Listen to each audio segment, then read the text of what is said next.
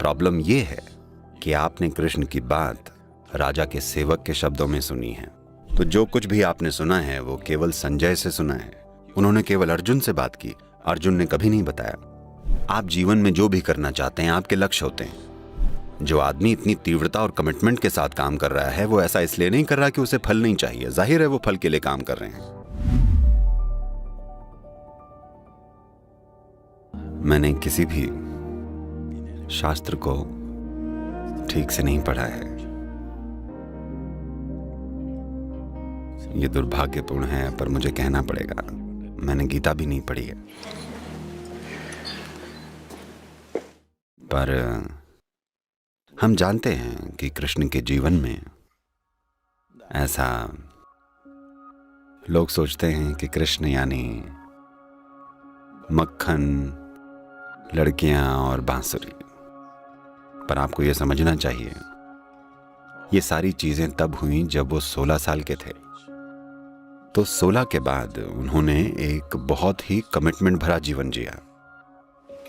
His commitment was to marry the political process of the day with the spiritual process.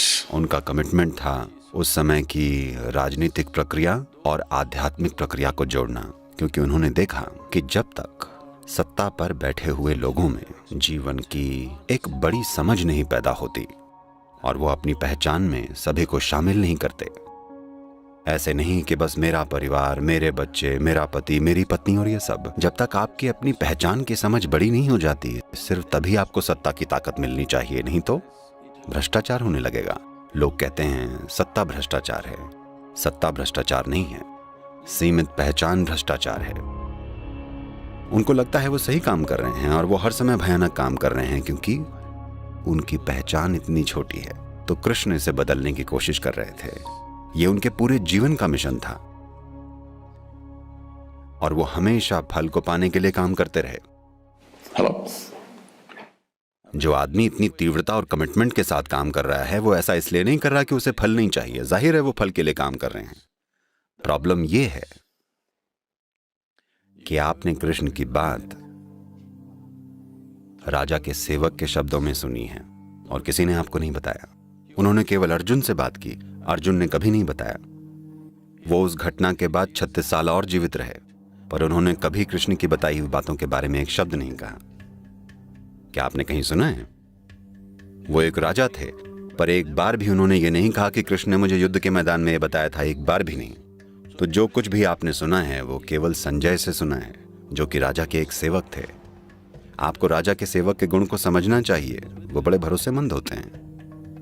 देखिए, अगर आप मान लीजिए आपके पति या पत्नी या बच्चों ने कुछ देखा और वो आकर आपको बताएंगे, वो अपनी तरफ से कुछ मसाला जोड़कर आपको बताएंगे। ऐसा होना हर इंसान के लिए स्वाभाविक है। उनकी अपनी राय, विचार, दूसरी चीजें अपने आप उनकी बातों में शामिल हो जाएंगी। पर राजा का सेवक ट्रेंड होता है कि वो कभी अपनी राय ना जोड़े, वरना उसका सिर कलम होगा। वो एक एक शब्द वैसा ही दोहराएगा जैसा कहा गया है। तो वो एक तरह के प्राचीन टेप रिकॉर्डर हैं। ओके, वो रिकॉर्डिंग कर रहे हैं और बस राजा को बता रहे हैं कृष्ण ये कह रहे हैं, पर कोई संदर्भ प्रसंग नहीं है। जब दो लोगों के बीच बहुत गहरा संबंध होता है तब बातें अलग तरह की होती हैं। अगर दो प्रेमी कुछ कर रहे हैं, एक दूसरे से बातें कर रहे हैं, तो शायद किसी को लगे वो लड़ रहे हैं, पर उनका लव अफेयर चल रहा है। तो ये कृष्ण और अर्जुन के बीच एक लव अफेयर जैसा है, क्योंकि वो एक दूसरे को बहुत घनिष्ठता से जानते हैं। तो वो एक खास तरह की भाषा में बोल रहे हैं और राजा का सेवक होने के नाते संजय एक एक शब्द सुनकर संदर्भ को जाने या उसको अनुभव के स्तर पर समझे या जाने बिना संजय बता रहे हैं।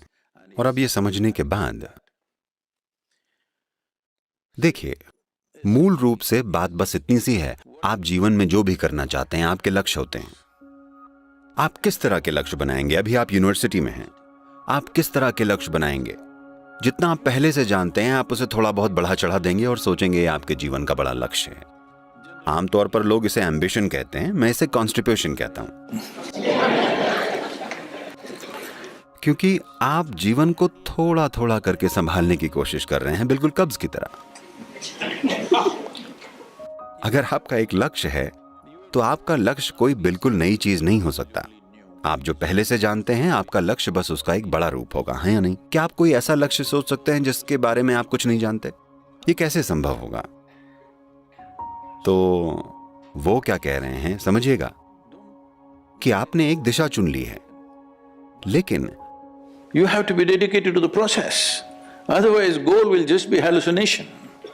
आपको प्रोसेस को लेकर समर्पित होना पड़ेगा, वरना लक्ष्य केवल एक भ्रम रह जाएगा। अगर आप एक काम कीजिए, ऐसा कीजिए, बस ये वाली सांस मत लीजिए, अगली वाली लीजिए। मैं देखूं तो? मैं नहीं कर सकती। बस यही तो वो कह रहे हैं। वो कह रहे हैं ये कदम ठीक से उठाए बिना आप लक्ष्य के बारे में भ्रमित होने लगते हैं। ऐसे कैसे चलेगा? योग में हम इसे बहुत सरलता से कहते हैं। हम कहते हैं अगर आपकी एक आंख लक्ष्य पर हो तो रास्ता ढूंढने के लिए बस एक ही आंख बचेगी। ऐसा करना बेकार है, बस। तो वो ये कह रहे हैं कि लड़ाई में अगर आप सक्षम नहीं हैं तो ऐसा नहीं है कि आपका इंक्रीमेंट या प्रमोशन नहीं हो पाएगा, आप बस मार दिए जाएंगे। Hello? लड़ाई के बीच में अगर आप निकम्मे हैं तो आपको लगता है आप बस अपने मार्क्स वगैरह खो देंगी? क्या आप बस अपने ग्रेड्स वगैरह खो देंगी? नहीं, आप उसी शाम गाड़ दिए जाएंगे। तो कृष्ण उन्हें बता रहे हैं, क्योंकि अर्जुन बोल रहे हैं मैं इन सभी लोगों को मार कर कैसे राजा बन जाऊं। वो कहते हैं आप अभी राजा बने नहीं हैं, आपको पहले इस आदमी को ठीक से तीर मारना होगा, वरना आप राजा नहीं, आज शाम आपको गाड़ दिया जाएगा। कृष्ण बस उन्हें यही बताने की कोशिश कर रहे हैं। क्या ये गलत है? तो पता है, हर साल नवंबर के महीने में हमारे यहाँ एक बिजनेस इवेंट होता है। तो पिछले साल भी 200 CEO आए थे, इस नवंबर में भी ये होगा। और वो आते हैं, देखते हैं कि कैसे ईशा फाउंडेशन बिना किसी अड़चन के चलता है। तरह तरह की गतिविधियां होती हैं, सारे के सारे वॉलंटियर्स हैं। आपको पता है वॉलंटियर कौन होता है? वो जिसे काम की ट्रेनिंग नहीं दी गई होती है। वो बेहद डेडिकेटेड हैं, पर उन्हें उस काम की ट्रेनिंग नहीं दी गई है। और आप उन्हें नौकरी से नहीं निकाल सकते क्योंकि वो वॉलंटियर्स हैं। अगर आपने उन्हें नौकरी दी होती आप उन्हें निकाल सकते, वो वॉलंटियर्स हैं, कैसे निकालें? नहीं निकाल सकते। तो उन्होंने ये देखा और बोले सदगुरु, हम IIT और IIM से सबसे बढ़िया लोग चुनकर लेके आते हैं, लेकिन आप सिर्फ वॉलंटियर्स के साथ काम कर रहे हैं और आपका ऑर्गेनाइजेशन हमारी कंपनियों से बेहतर काम कर रहा है, ये कैसे हो रहा है? मैंने कहा देखिए, आप सब लक्ष्य को लेकर डेडिकेटेड हैं। यहां मैंने लगातार लोगों में यह भाव जगाया है कि आप पूरी तरह प्रोसेस को लेकर समर्पित हों। अभी आप जो कर रहे हैं उसे अच्छे से कीजिए। उनमें से ज्यादातर तो ये भी नहीं जानते कि मैं उन्हें कहां लेकर जा रहा हूं, ठीक है? वो बस किसी प्रोजेक्ट पर काम कर रहे हैं, उन्हें नहीं पता कि लक्ष्य क्या है। मेरा लक्ष्य कुछ और है, अगर मैं उन्हें अभी बता दूं तो वो हिल जाएंगे क्योंकि मेरे लक्ष्य इतने बड़े हैं कि वो हार मान लेंगे। तो अब हमने उनमें ये बात डाल दी है कि आप बस इस प्रोसेस में पूरी तरह से भागीदारी लीजिए। पहले भागीदारी लेने की खुशी को जानिए। सबसे पहले बिना पूरी भक्ति के भाव को लिए आप जो भी कर रहे हैं, आप अपने जीवन में कुछ भी महत्वपूर्ण नहीं कर पाएंगे। चाहे आर्ट हो, म्यूजिक हो, अध्यात्म हो, राजनीति हो, बिजनेस हो, कुछ भी ले लीजिए। बिना उस प्रोसेस के प्रति समर्पित हुए आप जो भी काम कर रहे हैं, आपको लगता है आप कुछ भी महत्वपूर्ण कर सकते हैं? कृष्ण बस यही तो कह रहे हैं।